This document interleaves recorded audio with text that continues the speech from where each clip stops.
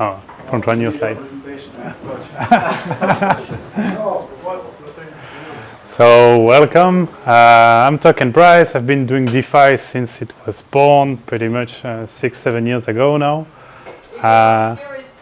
There is a plenty room in front. I can go pretty deep, but I will try to level with you tonight, but feel free to tell me if we're going a bit too harsh. The idea of this presentation is to look into lending protocols, and we're going to deep dive into 3 of them that are doing interesting things, at least in my perspective, on mainnet, and at the same time discuss essentially some of the challenges for lending protocols today.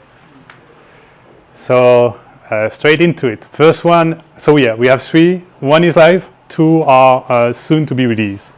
So this one is a live one and is operating pretty much on the mindset of in the arena trying things. So they're live, but they're changing the mechanism quite often.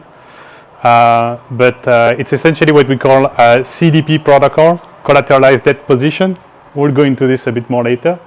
But the core idea is you have your own little vault within the protocol where you post some collateral and you can borrow a stable coin from it. So it has various use cases, but the main one is, of course, you are able to get some leverage. You probably know of Maker, that would be a first one, or Liquidity. So you put some SN, you can borrow stable coins. And they have different challenges, but usually the main one being that they create a stable coin out of thin air, if I may, not out of thin air because it's collateralized, but each borrower create their own stable coin as they borrow. So they have a big theme of making sure the liquidity on stable coin is sufficient and the stable coin is actually worth $1. And the other big concern for those protocols is to make sure that their stable coin is always worth at least $1. The approach is to have what we call over collateralization, and so simply put, depending on the protocol, the number change, but essentially you have more in dollar amount of collateral that you can borrow. So this is a quite common ratio, about 150% of dollar value of collateral compared to the borrow. So that's just for the basics. Now for what Dyad is doing interesting, new, different than the other protocol, that could lend into something, who knows, potentially valuable in the future, is the core idea they have is what I call here the liquefied protocol over collateralization. So what happened on those CDP protocols is because they have all the system in place to ensure that you have more collateral than you have debt, you end up being having a form of capital inefficiency. Where you simply have much more collateral than you have of debt. So it's useful for the safety of the stablecoin, but it's also inefficient. So there is a bit of a game of scale here. They can push the parameter lower, demanding you less collateral per dollar borrowed, but then they put the stablecoin at risk, and it's essentially a game of finding the good balance. Well, here Dyad comes with a kind of novel idea, at least not seen before, where just like other protocol, they will have a pretty high collateralization ratio of 150%, but then they liquefy that over collateralization. So meaning you have a token that is not the stable coin, that's a kerosene token, that represents the over collateralization of the protocol, and that people can use to further secure their loan or borrow from it, given they have sufficient external collateral, so collateral that is not kerosene. So that's essentially an interesting mechanism, so if you have a large over-collateralization on the protocol, that token essentially has this deterministic value that grows, allowing you to borrow more or secure your position more. And yeah, it's a bit rocky, but it could lead into something interesting. Other features that could be of note is no interest borrowing. They're trying to stabilize uniquely with the kerosene emission. So that's essentially the mass of that kerosene thing for those that are interested, but it's not so hard. It's essentially how much debt you have in the protocol, how much collateral you have. So now you have the over collateralization, and then essentially your share of kerosene determine your share of that over collateralization. So if you have $10 million of collateral in the protocol, 5 million of debt, you have 5 million of over collateralization, and then if you own 10% of the kerosene, you will have 500K of potential additional collateral that you can use for your position. So this is kind of how it looks like from them, I think. Essentially, as the surplus of collateral grows, the kerosene has a bigger deterministic value that allows people using the protocol to essentially leverage more out of the same amount of initial collateral. So as I was saying, this is kind of experimenting tech, and essentially what happened, so on top left you have the TVL of the protocol in ETH. So essentially what happened is pretty much nobody noticed for about 6 months, and then you can see discovery, let's say, to 10,000 SR, and then it's pretty much stabilizing. Now, where it's a bit more rocky is the stablecoin price, where it used to be pretty stable, but in that craziness phase, they pegged to the upside quite a bit, and lately it's depegging to the downside, so they are really trying things. This is kerosene value. I'm sorry I couldn't find you a chart with deterministic value, but you have interesting tendencies here where initially it was undervalued compared to deterministic value, then it went massively overvalued compared to the deterministic value, and now we're entering an area of undervalued compared to deterministic value. So it's quite new, people are grasping their head around it, but I think this idea of, you have your CDP protocol, it has excess collateral, and then you find a way to enable users to tap into that excess collateralization without putting the stablecoin at risk. It potentially solves one of the problems, which is the capital efficiency of the model. Second up is Tapioca. So this one is not live yet, should be potentially before the end of the year. And the interesting thing here is it essentially merges together the two main models you have to build a lending protocol. So those are the CDP that we just talked about, because Dyad is one, Maker is CDP model, and also Liquidity. The key idea with a CDP is that essentially it's like an infrastructure where each user has his own little vault. He puts collateral in that vault, and he can mint a stablecoin against his collateral. The other side is money market, so that's more like Avi or Compound for those who know them. And essentially it's pool-based model where you put collateral, people on the other side have supplied some stablecoin or whatever you want to borrow, and the whole game of the system is to essentially make sure the pool are sufficiently supplied, and it's a matter of utilization rate and so on. So this is quick recap of the difference between the two. But yeah, maybe just the main one, so you can follow me. So in terms of interest rate, on CDP protocol, it's very diversified. Like Liquidity version 1 has just an initiation fee, no interest rate. Maker has an interest rate determined by governance. It can really vary, but essentially it's depending on the protocol parameters. And as a borrower, you have a form of predictability over those interests. On a money market, it's completely dependent on the utilization rate of the pools. So you go on Avi, you put some Ether, you borrow USDC. On the UI, you see that you borrow at 5%, you're happy. But if right after you, one guy comes in and borrow 200 million USDC and pretty much explodes the utilization rate, you might find yourself now paying 12% interest rate. So it's really more PVP in that sense, the money market. Collateral, it can vary pretty much also. Both can pretty much do what they want, but overall it's more complex to have more collateral types on a CDP than it is on a money market, where for money market it's mostly a matter of risk management and not really a matter of infrastructure challenge. The main and core difference is really important one is what you borrow. On a CDP you borrow and you mint at the same time only the stablecoin of the protocol. So on Maker you borrow DAI, their stablecoin. On Liquidity you borrow LUSD. On Dyad you borrow Dyad, their stablecoin. On Avi you borrow whatever you want, USDC, ETH, Bitcoin, whatever is enabled as borrow, you can borrow. They are not minting coins for you when you borrow.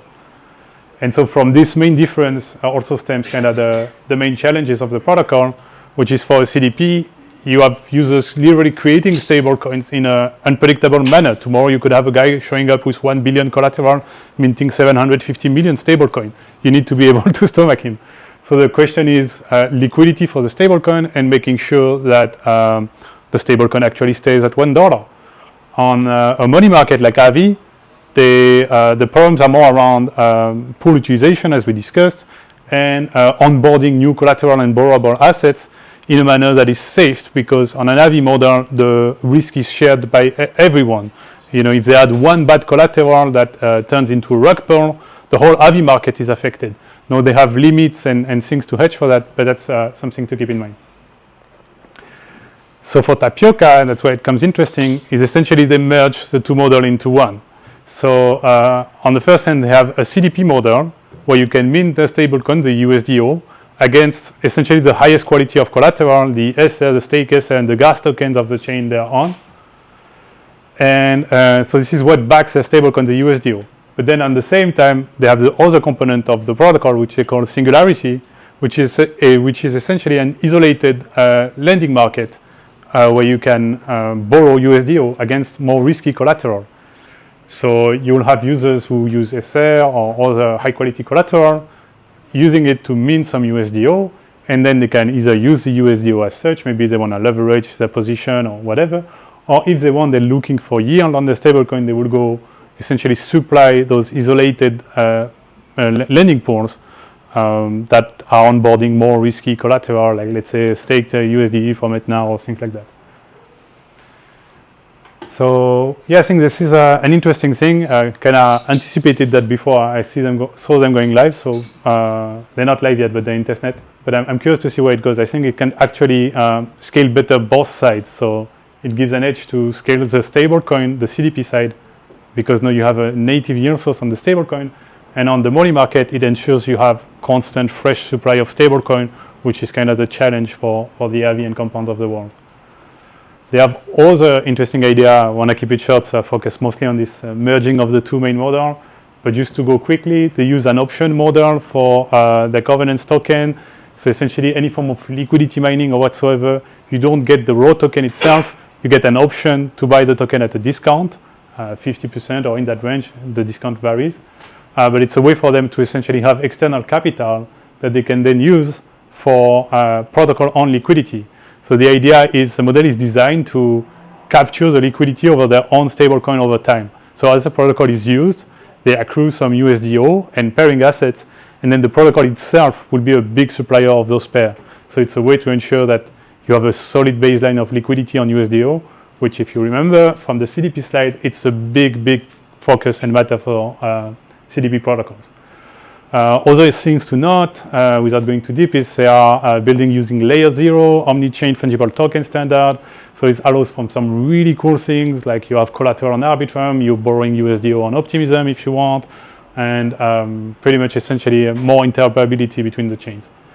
And for the token, they have revenue sharing to the token with a locking system that is a bit more complex to TW2app, so I won't get too much into it, but interesting to note because it's rare to see protocol of potentially this scale sharing revenue directly. So third one is liquidity version 2 bond stated for November, so in about a month if all goes well. And here, same thing, I'll focus on the main ideas, the ones that are the more challenging, let's say, compared to what we used to. And so I want to tell you about user-defined interest rate, because that's the first in DeFi, and a few other things, but mostly that.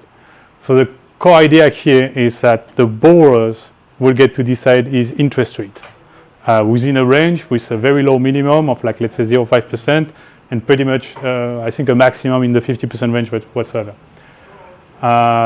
It has consequences, this choice of interest rate. We'll get into this in the next slide. There is another interesting thing, which is this interest rate management can be quite demanding for the user that must be active, decide to which interest rate to pick, when to change it, and so on. So they have also this concept of interest rate delegation, where you can have your own position where you borrow, but you essentially delegate the management of your interest rate to another entity, like let's say DeFi Saver, for instance. The other interesting things of note is what I put here as self-contained, and essentially all the fees collected by the protocol are redistributed within the protocol to incentivize different behaviors. There is no external token capturing something. And one of these area where those fees, those interest rate collected are redirected is for the liquidity of the stablecoin. Again, obviously a big concern, and they have an interesting mechanism here we'll go into. So, quick overview, should know by now, but essentially Maker is a CDP, interest rate is defined by governance, maybe you borrow at 5%, and then a bearded guy in the middle of Nevada wake up on a bad foot, and now, thanks to a governance vote, pay 6% interest. On Avi, we talked about the situation. It's only dependent on pool usage, so you don't really have predictability on how much you pay. Here on liquidity will be set by users, and so you decide to pick. You get to pick how much interest you want to pay. Of course, there is a consequence because else everybody will be borrowing at 0.5% yearly and be happy. So what happens is the bond stablecoin, the stablecoin outputted by the protocol, has a redemption mechanism against the ETH used as collateral within the protocol. So from protocol perspective, what this means is essentially there is a way to arbitrage a stablecoin. If the stablecoin is, for whatever reason, say trading at 98 cents, you can buy that stablecoin at 98 cents and redeem it for $1 of ETH. As you do so, you buy a lot of bonds, and so you push the price up and you bring it back to peg. For the borrower, though, this has consequences because a redemption, if you are the one that is redeemed against, it's like a repayment of your debt, but you don't get to decide when that happened. It's just you wake up one morning, you have less collateral, and you have less debt. So the way this decision is made is based on interest rate. Essentially, the lower your interest rate, the more likely you are to be redeemed. The redemption goes in order of interest rate. So if you accept to pay a higher interest rate, you shield yourself from those redemptions. If you pay a lower interest rate, you are taking more risk of getting redeemed, but you also pay less interest rate. So it's kind of a choice to be made. So yeah, that's kind of what this slide says, front run it. But yeah, it shows to you visually how it would go. Essentially, there is 1 million of bonds being redeemed. It will go in order of interest rate paid by the borrowers until it has 1 million to redeem against. So obviously, the higher the interest rate, the safer you are from redemption, but then you pay more interest rate. So it's a game of finding balance. Now, for the other interesting part is the revenue flows on the protocol. So you have this interest rate collected on the borrowers pays a various interest rate. And then the protocol has its redistribution system for the bond coming from this interest rate collected. So 3/4 of them go to this stability pool, which is essentially the main liquidation mechanism of the protocol. If there is liquidation to be made, no external liquidity is needed. It's simply taken from the stability pool, and the depositor can potentially earn ETH. It allows for fast and smooth liquidation. You can dive into Liquidity V1, it's a similar mechanism if you want to understand exactly how it works. The other more interesting part is this liquidity initiative things, where essentially you have a fourth of the interest rate collected at the protocol level that can be directed by the liquidity stakers to various liquidity initiatives. And liquidity initiatives are quite flexible. They're essentially a contract that will receive bond. So they can be a liquidity mining contract for a Uniswap bond USDC pool or a curve pool, or they can even be other protocols that are doing collaborations at the stablecoin level, or even initiatives like DeFi Collective, where we'll be doing things to help the liquidity of bond on layer 2. So a cool feature of that model is that because you get 75% of the interest going to stability pool and the 25% remaining for initiatives, it means that essentially, as long as you have more than 25% of the bond minted overall that are not in stability pool, the pathway you just mint at average interest rate and you supply the stability pool is already profitable, more or less, but profitable. And so this is a interesting property, say, compared to what you have on a money market, because on a money market you have a spread. So on Avi, for instance, you might all have seen, if you supply USDC, Avi will give you maybe 8% yield, but you see that on the other side, the borrower are paying 9.5%, for instance. This spread here doesn't exist, and it can actually turn into an amplification depending on the share of bond in stability pool. Yeah, it's kind of the overview of the whole system. So you have the trove, the vault. This is your own little vault where you put SR, stake SR, and you can borrow bond. There's interest payment to the stability pool and the liquidity initiatives. And then if there are liquidations, the bond needed for that liquidation will come from stability pool. and stability pool depositors in exchange earn ETH. So it's like essentially a way to buy the dip, depending on if there is another dip after or not, it might be profitable or less. So this is how it articulates overall altogether in situations of overpeg above or underpeg. So if you have an overpeg of the stablecoin, it goes to $1.1, for instance, $1.01. Then essentially the redemption risk is pretty much nullified because redemption is an arbitrage mechanism when it's underpeg. So what happens is borrowers will obviously lower the interest rate because why pick a high interest rate when I have no risk of getting redeemed anyway? As they lower the interest rate, the yield of the stability pool and the liquidity initiatives decreases, which reduces the demand for bond and therefore push the price down as people will be selling bond. Let's say they sell bond into oversold territory and we go to 0.99 or 0.98, then the price decreases, you have a higher risk of redemption. So first we have redemption that keeps in and helps push the price up. But as you have just the risk of redemption, people will raise the interest rate to protect themselves from redemption. As they do, they increase the yield of stability pool and liquidity provider, therefore creating more demand for bond, therefore pushing the price up. So you can have a nice self-contained, self-balancing system that could spin into infinity. At least that's kind of the goal. So yeah, I don't know how long I was. I hope not too much. But if you have questions, I'm listening.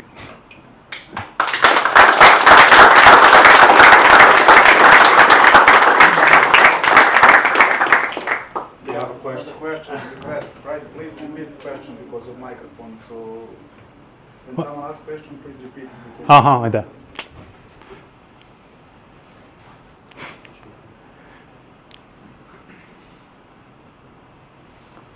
All right. Tell me. You definitely explained this. I just didn't understand it. So what does tapioca let you do that you can't do right now, or what does it make easier exactly? So you yeah. So what's unique with tapioca? Repeat the question. Yeah. What's unique? What's special with tapioca as a protocol? From a user perspective, what's really cool is this like natively omni-chain. You know, this idea of you have collateral on Arbitrum, you want to borrow on Optimism, you can repay debt from any network without having to bridge because the USDO stablecoin can essentially be teleported from one chain to another because it's omni-chain fungible token using the Stargate standard. Right. So I guess that's the main benefit for the users, on top of potential yield might be interesting and so on. Protocol level. In my perspective, it has a decent capacity to scale essentially because it's merging those two models together, where essentially this money market side creates demand for the stablecoin created by the CDP, and so both can grow in harmony if they find a good balance. So yeah, it could be a protocol AVI size if all goes well for them. That's why it's interesting for me because it's always the challenge in those protocols are. It's easy to have a protocol that works well. You have 10 million borrowed, 20 million collateral. We have 100 of these. But a protocol that has like 20 B of TVL like Avi, we have only one of these. Right. Thank you. Any other questions? Looks like you explained everything perfect. All right. Thank you.